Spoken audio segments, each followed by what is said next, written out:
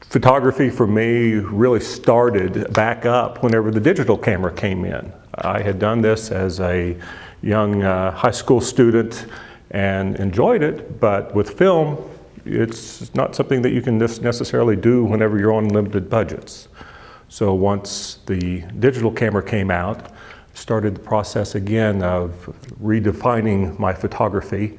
What I didn't understand early on was the interrelationship on the camera between what used to be the film speed and then the shutter speed, which controls how fast the photo is taken, and then the aperture on your lens that tells you how much of it's going to be in focus.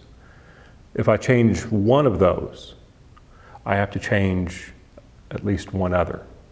But then I can use that to my advantage. If I want to have the subject in focus and everything else behind it out of focus, I can use a real small number, which means a big aperture. I can make everything blurry in the background, and all that people see then in focus is my subject.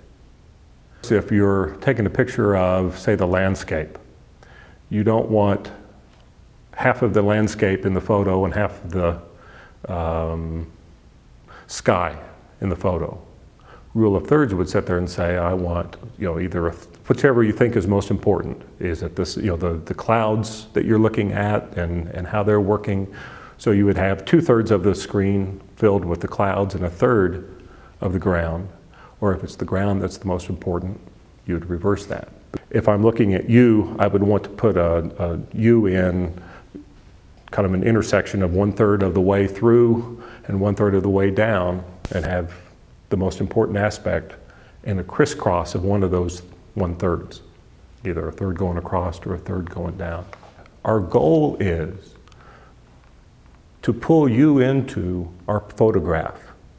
What is it that I want to convey as a photographer to you, and how is the best way for me to then show that what I see so that you can see the same feeling inside that I have of whatever the thing that is that we're photographing. That can be a cross-country race, and so you're looking for the excitement of the crowd and the endurance of the runners. Or if it's a beautiful countryside with a brook coming around and you wonder, what's right around that next corner? And I want to pull you into that photograph and have you wonder that same thing. I want to wade out into that water and look around the bend. What is it? What's that tension that I just can't see, but I wonder? If I answer that question for you, then there's no reason for you to sit there and be involved in the photograph. You can glance at it and say, oh, okay.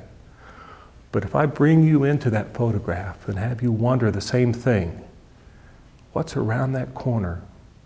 You can share the excitement of that photo